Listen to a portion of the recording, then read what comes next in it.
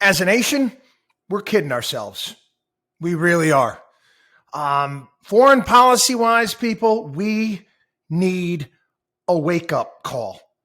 A wake up call in line with, I don't know, we got to get every single person in Washington, D.C. to pick up maybe Dale Carnegie's book, How to Win Friends and Influence People, because the deeper we look at things, we don't really have much when it comes to friends anymore. I want to talk about this intelligence leak, and more and more of this information is coming out, and it looks like we're going to even see another drove of this, which again, it's kind of fascinating. You think about, again, the size of our national budget, the amount of money we spend, the amount of money that goes to the Central Intelligence Agency. Yet people can walk out of these buildings with paper documents stuffed in their pockets, because that's what these are. Okay, that's what these are. I was thinking about it, going back to, what was it, 1995, 1996, the original Mission Impossible. Do you remember how difficult it was for Ethan Hunt to get into the CIA, and because he had to steal the knock list? Do you remember that? That was an awesome scene, by the way. Not so much anymore. You can just walk in and walk out with the stuff. And, the funny thing is that we talked about this a couple of weeks ago. We talked about the Chinese spy balloon and how we spy on everybody and everyone spies on everyone. But again, when it gets out, it doesn't look good. Again, we're taking a look right now at some of the things that have come out recently. First and foremost, South Koreans are pissed. They're ticked off. They're not happy about the fact that they've been being spied on opposition lawmakers in this country. Obviously, it's politics. They're making hay with this stuff and demanding an apology. We're finding out other information here. Egypt are one of our most steadfast allies in the Middle East. They've ordered rockets, 40,000 rockets, and they're going to ship them to Russia. Not to mention the fact, including gunpowder and other things as well. Again, this is one of our biggest allies in the Middle East. This is Egypt sending this to Russia. This is all the information that's coming out. We don't have much when it comes to global friends anymore. I'm just being honest, people. I am. And again, we, the people of the United States of America, have to take a look at where we are and take a couple steps back and say to ourselves, how do we get to this point in time? And we did this to ourselves. Hey, we're coming out of World War II, the type of goodwill that we had at that point in time. We decided to go in an opposite direction. We decided to head towards a more imperial path, even despite the warnings of Eisenhower. And obviously, we didn't listen to him. And the military-industrial complex is caught routing. Again, get involved in forever wars like Vietnam and Korea and the war on terror in Afghanistan, all these things. And again, we give ultimatums to countries. You get the President of the United States, State of the Union, you're either with us or against us. Okay. I've made fun of it here on the program. You had the likes of Bill O'Reilly and many others criticizing the French because they didn't want to go along with the war in Iraq, and they were right. And again, there's a lot of editorials. Oh my God, Macron, man, he is two-faced. How could he do such a thing? He doesn't, mentioning that, we don't want to get involved in the, Taiwan, China, US, and we don't want to follow the United States anymore when it comes to certain things. I get it. I mean, a lot of it's talk. It's the European Union. It's France. I mean, France for a while has wanted to establish some sort of European military force, but they can't get other countries to spend the money. And we continue to provide the bulk of the defense for NATO as we continue to expand NATO, which is just stupid. That makes no sense whatsoever. We screwed a lot of things up, people, over the years when it comes to foreign policy. We really have. We really have. I mean, bases all over the globe, troops here, there, and everywhere, invading countries, whether it be Afghanistan, whether it be Iraq, whether it be Libya, half occupying Syria at this point in time. We're not that reliable anymore. And again, other countries are starting to say, geez, there might be alternatives out there. Again, you can look to, it's Machiavelli and the prince, and countries are going to look out for their own interests. It's always been, in my opinion, always been best interest to obviously try to cultivate and do business with others and have strong relationships with others. Do we have massive differences and issues with China? Absolutely. Absolutely. But these are things that can be worked through. And we're not doing it. We're not. There's been points in time, you can take a look, Donald Trump, where our closest allies, Europe, NATO countries, and him asking them to pay their fair share. Was that a mean thing to do? Or was that's something that I think friends can say to friends, much like the French should have been able to say to us, hey, listen, this whole Iraq thing, not a good idea. This is a mistake. It's a huge mistake. And you should respect each other's opinions. Again, NATO is supposed to. Everybody's supposed to be paying at least 2% of their GDP expenditures on defense, and most countries are not. We went over this a week or two ago here on the program. I want to grab something that was authored by David Stockman. And I grab some of his pieces from time to time here on the program. And he talks about peace on earth or lack thereof right now. And he points the finger, and much like Ron Paul has pointed the finger, and we do here.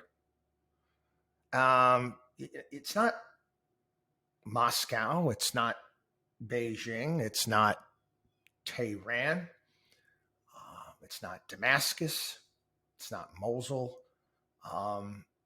It's what we've become, what we've turned ourselves into. And he goes back to 1991. 1991, I remember this vividly. USSR, Soviet Union collapses. At that point in time, Bush should have declared mission accomplished. Basically, it started basically taking apart our war machine, little by little. And he said by doing so, he could have slashed the Pentagon budget from $600 billion to $250 billion. Demobilized the military-industrial complex, putting a moratorium on all new weapons developments, procurement, and export sales. Dissolved NATO and dismantled the far-flung network of U.S. military bases. Reduced the United States standing army forces from 1.5 million to a few 100,000. And organized and led a world disarmament and peace campaign. This is what Republicans did in the 1920s. The 1920s. And again, we shrunk our military down to a size, again, prior to World War II. Our military was smaller than Romania's. We were able to amp it up quickly because, again, we're the United States. But again, Stockman said that George H.W. Bush was not a man of peace, vision, or even middling intelligence. He was the malleable tool of the war party, and it was he who single-handedly blew peace in the very year the 77 Years' War ended with the demise of the Soviet Union. He plunged America into a petty argument between Saddam, who's a dictator of Iraq, and the gluttonous, as Stockman puts it, Emir of Kuwait. Mind you, that it wasn't too long. We talked about this on the program several years ago. So Kuwait still doesn't allow, Israelis to fly on their airplanes and issues and stuff like that. And we were, great liberators of Kuwait. What a joke! What a joke! And again, that was again made for TV war. Made for TV war. I remember prior to this, there was hullabaloo on my college campus because all of those, maybe back then there was brand new technology. They could track the missiles with cameras hitting things. That was developed where I went to school.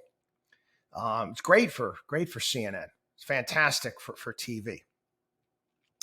Furthermore, George H.W. Bush should never be forgiven for enabling the likes of Dick Cheney, Paul Wolfowitz, Robert Gates, and their neocon pack of jackals to come to power. And he did denounce them later on. But again, Bush the elder, he was deified as he got older, much like George W. Bush right now.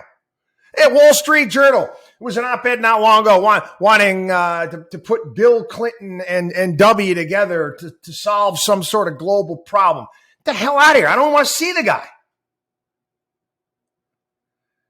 Even more to the point, by opting not for peace but for war and oil in the Persian Gulf in 1991, Washington opened up the gates to an unnecessary confrontation with Islam and nurtured the rise of jihadist terrorism that would not haunt the world today, save for forces unleashed by George H.W. Bush's petulant quarrel with Saddam Hussein. We will momentarily get to the 52-year-old error that holds that the Persian Gulf is an American lake and that the answer to high oil prices and energy security is the Fifth Fleet. The answer to high oil prices everywhere and always is what? High oil prices. Oil prices go up. Guess what? They produce more. We've had price bust 2009, 2015, 2020. The real price of oil today is no higher than it was in the mid-1970s. But again, Stockman puts out, he said there's in 1991, there was no plausible threat anywhere on the planet to the safety and security of the citizens of Springfield, Massachusetts, Lincoln, Nebraska, Spokane, Washington. None of these places were threatened. You had the Warsaw Pact fall apart. You had 15 independent countries. At that time, China's GDP was smaller and even more primitive than Russia's. Again, you take a look at this catastrophic error that we made. And, again, putting boots on the ground in Saudi Arabia, to them, it was like Crusader types. It bothered. And this is where all of the Mujahideen in Afghanistan that we supplied when they were fighting the Soviets, and they turned on us. Again, they talk about when the defense budget went from $134 billion in 1983 to $104 billion in 1989, this unprecedented 130% peacetime rise went overwhelmingly to the building of a globe-spanning conventional forces armada that was utterly unneeded in a world without the Soviet Union. Everything on land, sea, and air was upgraded and expanded. Again, you talk about the anti-Soviet defense build up and how it got a little bit out of control. And we can keep moving on. You know, all of these things that we're involved with, that I mean, the ISIS, man, ISIS. I said 2000, and really it was it's more towards 2014, 15, and 16. And you know, where did that come from? It came from the fact that we wrecked Iraq. I remember it was Colin Powell. You know, he called it the Pottery Barn principle. You break it, you bought it. And you know, it's one problem after another. Again, our involvement in all of these places. Again, we're constantly looking for monsters to go and destroy. And what is China doing right now? Here's the juxtaposition. What are they doing? Are they looking for monsters to go out and destroy, or are they looking to do business? They're going to countries and they're saying, hey, you know what? We want to invest here. We want to do this here. And again, some of those investments haven't turned out that well for certain countries, and they've had to pull back to, you know, some of the requirements that they have put when they've made these investments, kind of blown back on them. But they're going around the globe trying to cut deals. Well, why do you think the president of Taiwan had to make this trip? It wasn't just to the United States, it was also to Central and South America. Say, don't forget about us, Taiwan. You still want to do business with us. Again, China is out trying to win friends and influence people. What are we doing? We're fumbling all over ourselves. We're being embarrassed. The fact, oh, Jesus, the United States, they are spying on our allies. We're learning here that our so-called allies don't even, they don't care. What is this? What's this all for? Well, what's the point behind this? We need a 180-degree turn when it comes to foreign policy here in the United States. We do. And I'm sorry. I know you got a lot of religious people, religious in the sense that they religiously watch certain programs and follow certain people and listen to these.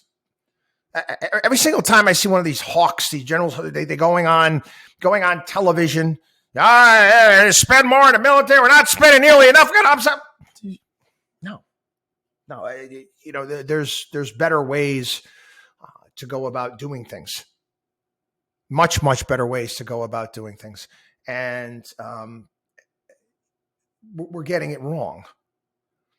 Like I said, we want to get back to that point in time where we are a beacon. Okay, people look to us. They want to be like us. We don't have to demand that they're like us. We are going to offer our version. Again, this is, it's one of the things that won the Cold War. I mean, countries had a choice. They had a choice. I'm gonna end on this here. I know it's a longer podcast today. There was a PBS special that was done on poverty in America. This was in the 1980s. Poverty in America, PBS special. I don't know if it was Frontline or whatever it may be. And the idiots in the Soviet Union, we got to grab that. We got to air that here on our one station here in the Soviet Union. Show how awesome we are, and the United States sucks. And it didn't work out that way. It actually had the opposite effect. Citizens of the Soviet Union looked at this poverty in America piece, and they're like, what the hell? They have refrigerators and air conditioning and cars. This is poor people. This is poverty in America. That's better than we have it here. Had the complete opposite effect. Our focus, and this is what we should be focusing on a laser beam, is how we're doing things here in the United States. I said this, going out and competing when it comes to ideals, quality of life. And be that alternative. China wants to be China. Let China beat China. We can continue to compete with them. We can continue to do business with them. But, we might want to pull away. We might want to pull away from this, this empire nonsense that we've been, again, military industrial complex, whatever you want to call it. We've been caught up in for decades. WatchDog on WallStreet.com, WatchDog on WallStreet.com.